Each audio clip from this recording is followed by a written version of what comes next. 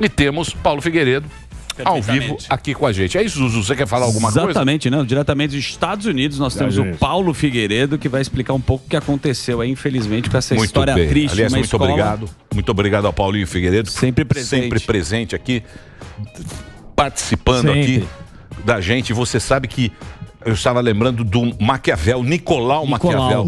Ele falava o seguinte: você sabe como você estima a inteligência de alguém? Como? Com as pessoas que estão à sua volta. Por isso que eu faço questão de estar ao lado de Paulinho Figueiredo. O cara mais inteligente da sala. Samidana, o nosso querido Superman, Daniel Zucca, estar ao lado de vocês. Eu e o Alba. Estar ao lado de vocês me deixa muito feliz de estar aqui trocando ideia todos os dias. Obrigado, viu, Paulo, de você participar aqui do programa. Eu que agradeço, é muito bom estar aqui nesse programa, um dos melhores programas do Brasil, sempre um prazer, sabe que eu adoro vir aqui ao Pânico em Mim. Eu queria estar em condições, em dias de notícias melhores, né? Esse é um dia muito triste, principalmente para quem é pai, muito difícil. Só para contextualizar, foi um atentado que aconteceu numa escola no Texas, causando a morte de 19 crianças e 2 adultos. E o papo, meu querido Paulo Figueiredo, é sobre o lobby das armas. Eu queria que você falasse como é que funciona aí nos Estados Unidos.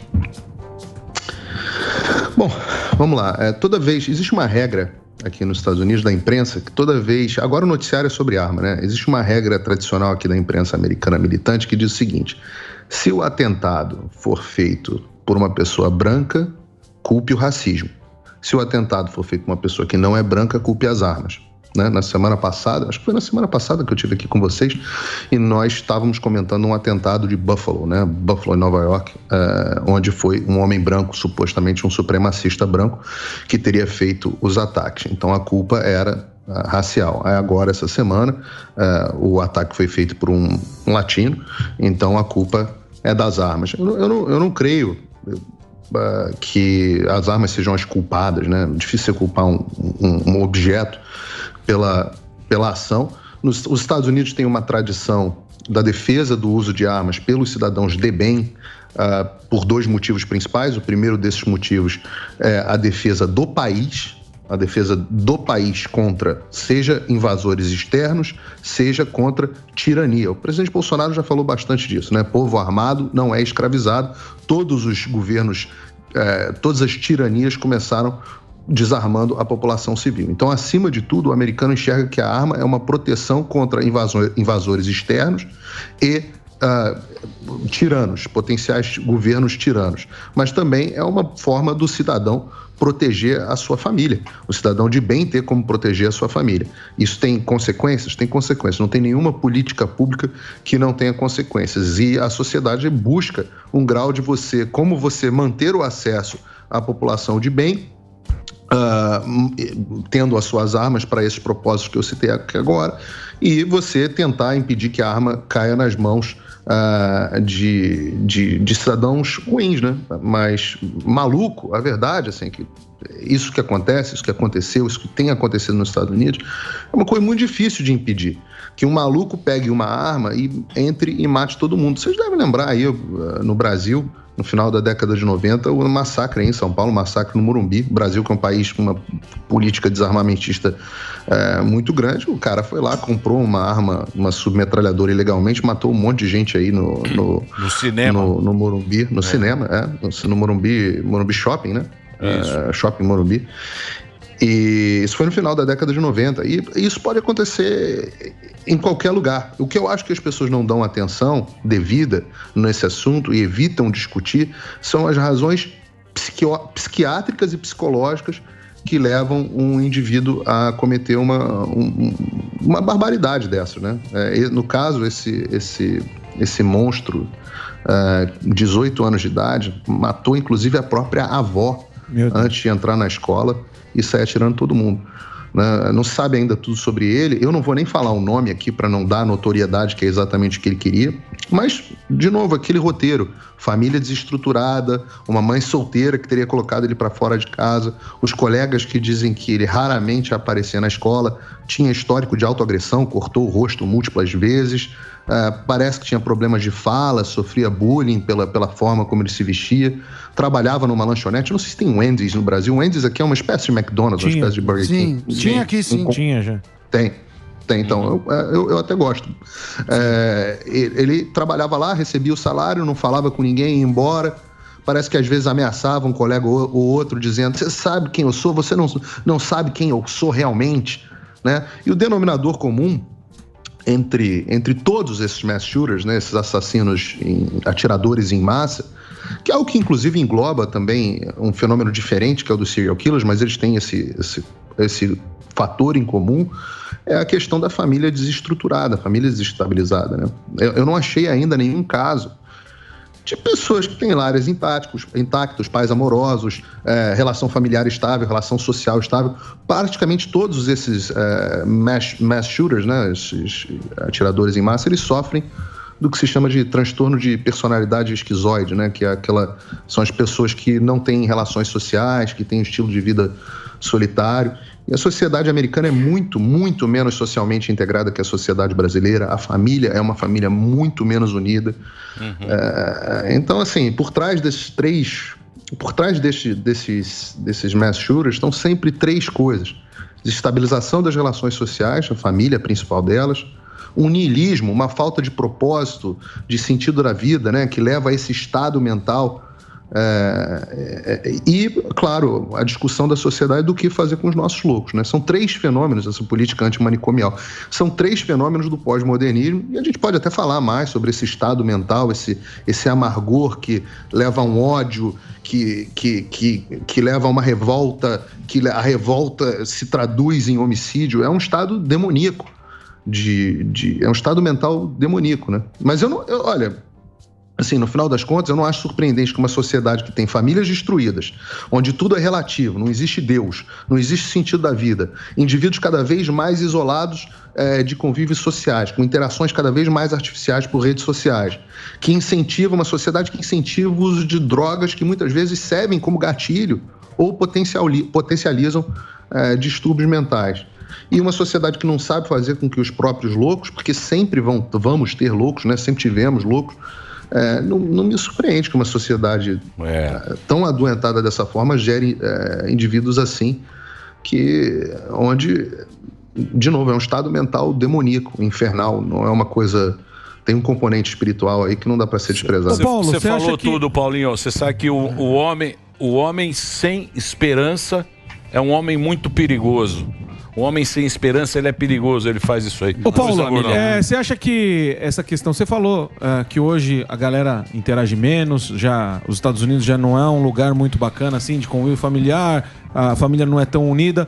E você acha que a questão da escola, hoje em dia, é um fator que, ao invés de ali, onde ele tem um convívio com outras pessoas, a escola está limitando cada vez mais esse lance do bullying, que não pode ter bullying, porque antigamente, pelo menos na minha época, eu acredito que dali pra trás também era assim, a gente sofria todo tipo a gente chamava de encheção de saco, não era bullying, e a molecada tava aí firme e tudo mais. E hoje em dia a gente vê a molecada mais fragilizada, não aguenta nenhum tipo de encheção de saco, é bullying, é coitadismo. Você acha que aonde a molecada poderia estar se fortalecendo, já que a gente tem as redes sociais que afastam eles de convívio social? Você acha que isso aí que tá estragando mais a molecada e deixando ela pior do que melhorando essa rapaziada aí, não? Você imagina, né? Pensa só, Morgado. Você tem uma sociedade hoje que é a sociedade dos floquinhos de neve. Sim. Todo floquinho de neve ele é único, mas bate um raiozinho de sol e ele derrete, né? Então, a sociedade ensina que todos nós somos floquinhos de neve, somos únicos, todas as crianças são especiais. Mas a realidade da vida, da dureza desse mundo, ela vai se impondo. O mundo, ele é um lugar cruel. Todos nós enfrentamos, todos os dias, inúmeras crueldades.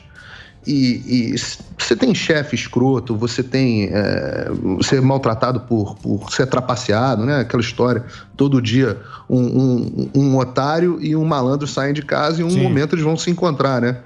Então, assim, Isso é inexorável. Quando você cria crianças que não podem ser contrariadas, que adolescentes que precisam de safe space, que palavras machucam, tudo, eles são protegidos de tudo, de todas as adversidades da vida. Inclusive do comportamento de bullying na escola, você tenta proteger essa pessoa ao máximo. Quando ela encontra as reais dificuldades da vida, ela não tem anticorpos, ela não está preparada, ela não construiu a armadura que ela precisaria construir.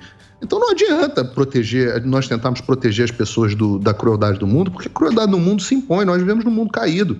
Esse não é o território de Deus, esse território é do inimigo. Então a maldade vai chegar inexoravelmente e nós vamos ter que confrontá-las. Eu tenho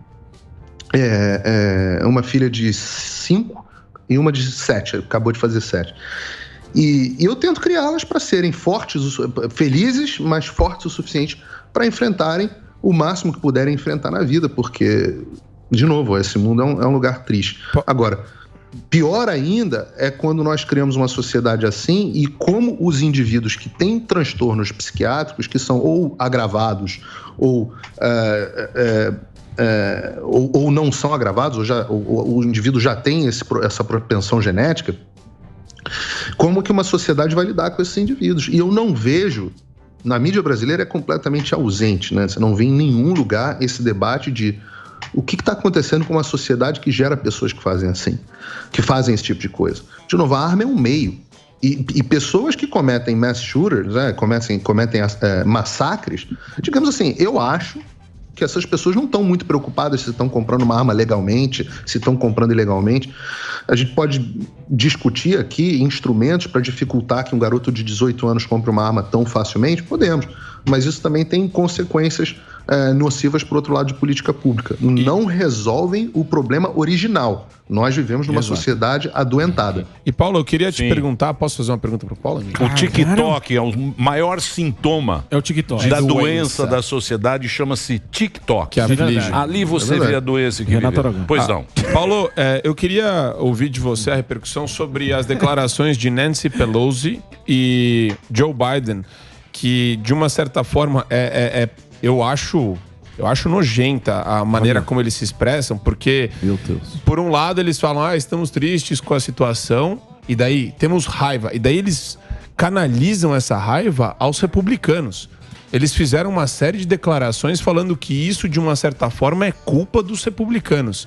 Aí eu queria entender o que você acha desse processo de manipulação discursiva que eles usam o tempo todo, querendo dizer o seguinte, isso é culpa da NRA, isso é culpa dos republicanos e de quem pensa diferente de nós. Olha só, você só consegue convencer alguém a abrir mão de uma liberdade, né, se você explicar para essa pessoa que existe uma ameaça muito grande. Então foi assim, por exemplo, a gente viu isso com o Covid. E às vezes isso é uma postura legítima, às vezes isso não é uma postura legítima. Por exemplo, todos os países têm lei marcial, né? Você está em estado de guerra, as leis que valiam em estado de liberdade deixam de valer porque você tem uma ameaça real muito forte. No Covid, por exemplo, as pessoas, eu já disse isso, metade das pessoas achavam que a chance de você ser hospitalizado era de mais de 50%. Então, as pessoas abriram mão das suas liberdades porque entendiam que tinham uma ameaça grande. Para as pessoas, para convencer os americanos de que eles precisam abrir mão da liberdade de se defender, tanto de um governo tirânico quanto de uma invasão externa, ou tanto de um agressor, ou proteger as suas famílias, eles precisam mostrar que existe uma ameaça maior dentro de casa, e que essa ameaça maior são o acesso desses indivíduos às armas de fogo. E o que esses políticos fazem é que eles não esperam nem os corpos das criancinhas esfriarem. Eles utilizam os corpos das crianças como palanque. E isso é uma postura absolutamente horrorosa. É a postura mais asquerosa que pode existir. E nós vimos isso agora acontecendo no caso da Covid com uma frequência muito grande. O fenômeno é esse mesmo. Então, vai dizer o que a culpa é da NRA? porque esse menino comprou uma arma e fez um mass shooting, e quantos mass shootings não foram feitos com armas ilegais? Eu dei o exemplo aí do Brasil, mas nós sabemos quantos não são feitos. Às vezes é um indivíduo que pega um carro e atropela todo mundo numa parada. Você tomar a arma das pessoas vai ter uma série de consequências ruins, né? Inclusive escravizar a sociedade, ou deixar a sociedade vulnerável a ser escravizada, e você não vai resolver o problema originário. Ora, nunca nenhum tirano virou e falou assim: olha, eu estou tirando as armas de vocês para dar o monopólio da força ao Estado, para que vocês não possam se defender. Não foi assim no Brasil, né? Lembra? Nós, no desarmamento no Brasil, a promessa era que ia resolver a questão da violência. O Brasil, num período de desarmamento, a violência no país disparou. O Brasil se tornou um dos países, em alguns números, o mais violento do mundo. Impossível comprar arma no Brasil. Os bandidos não sabiam que era impossível, né? E foram lá e fizeram. Compravam e a violência disparou. Aí agora, no governo Bolsonaro, comprar uma arma se tornou muito mais fácil. O que aconteceu com a violência no Brasil? Os menores índices de violência. Necessariamente há uma correlação entre as duas coisas? Não. Mas o que a imprensa diz é exatamente o oposto. Eu lamento fazer um prognóstico assim. A sociedade brasileira, embora ela tenha mecanismos sociais mais robustos nesse sentido que a sociedade americana, nós somos mais juntos socialmente do que a sociedade americana. O brasileiro. Né? O nosso espírito. Eu acredito aqui, esse espírito que a gente tem de se meter na vida do outro, que o americano não tem muito. Ele é muito individualista. A gente se mete na vida do outro. Eu acho que isso faz com que a gente, sei lá, também não sei. É verdade. Melhor. Agora deixa eu perguntar. Mas a nossa sociedade está adoecendo e eu lamento dizer, esse tipo de coisa também acontecerá no Brasil. É um prognóstico horroroso, mas vai acontecer. E quando acontecer, você pode ter certeza que, em vez da imprensa culpar o adoecimento da nossa sociedade que vem acontecendo, vai culpar o Bolsonaro ter facilitado a arma às pessoas.